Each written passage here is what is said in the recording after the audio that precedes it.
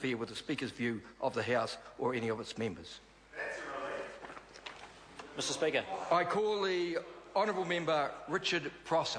Thank you, Mr Speaker. I'm pleased to rise on behalf of New Zealand First to speak to the first reading of this thoroughly commendable private member's bill, the Depleted Uranium Prohibition Bill. New Zealand First supports the broad aims of this bill and will be happy to support it to Select Committee. We do have some concerns about certain of the provisions of this bill, notably the extraterritorial application outlined in Clause 6. We are very unhappy about that particular aspect of this bill. It is not the view of New Zealand First that New Zealand should seek as a general rule to extend the reach of our laws beyond the limits of our own territorial jurisdiction.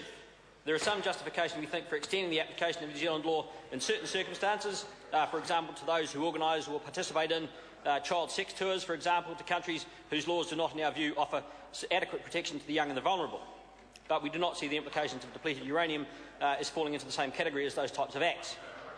DU as a metal has properties which make it of great value in military applications. It is a very heavy, dense metal, heavier than lead, and also very hard, second only in hardness to tungsten. In a previous incarnation, Mr Speaker, I was involved in the manufacture of anti-tank missiles, and in those days DU was regarded as being as near to the mythical material unobtainium as it was possible to get. Armour made from depleted uranium could not be pierced by anything other than depleted uranium, and penetrators made from DU could slice their way through any armour made from any other material. DU penetrator rounds sharpen themselves as they cut through armour, and the metal ignites on impact at the relatively low temperature of 500 to 600 degrees Celsius, created by the heat of friction from the impact itself. Thus, DU rounds self-ignite and do not require an additional incendiary charge. Playing devil's advocate, then, from the point of view of the manufacturer, or indeed the user, of armour and anti-armour weapons, depleted uranium is a very useful and desirable material indeed, and that is why it is used militarily. But DU does have civilian applications, and in assessing these uses, it is important to remember that depleted uranium is not regarded as a particularly radioactive material. DU is utilised, amongst other things, in radiation shields for the transport and storage of nuclear waste, and in industrial X-ray applications, as a counterweight and ballast in ships and aircraft, as other members have mentioned, and as an ingredient in some white and fluorescent pigments, including those used in dentistry.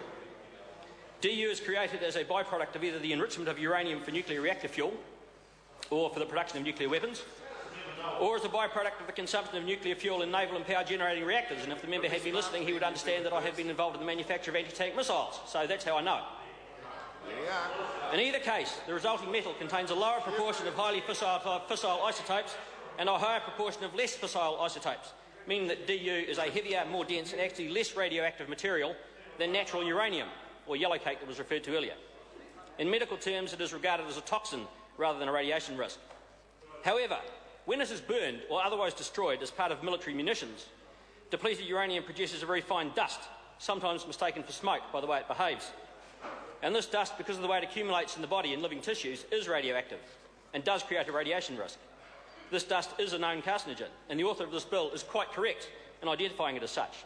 We share the concern that DU may contain the risk of becoming the Agent Orange of the next generation of returned servicemen, and we agree with the adoption of the precautionary principle as far as its use in New Zealand is concerned. But we are also concerned that the only New Zealanders or agents of the New Zealand Government who may be involved in the development, use, sale, manufacture, transit or testing of DU munitions in overseas jurisdictions will be military personnel or scientists on exercise, transfer or secondment to the governments or military forces of the United States or Britain. DU munitions are manufactured in nearly 20 countries, but it is only Britain and the US who admit to the use, and it is only those two countries with which we are likely to be associated who will be using them.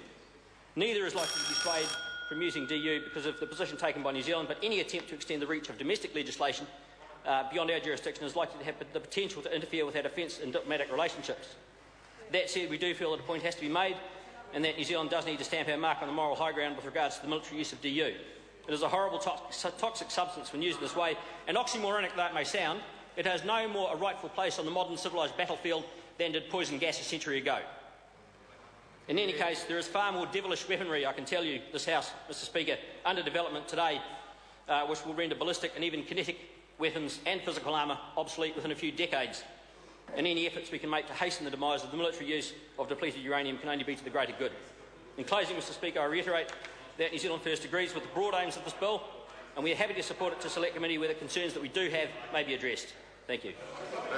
Thank you. I call the honourable member Jamie Lee Ross.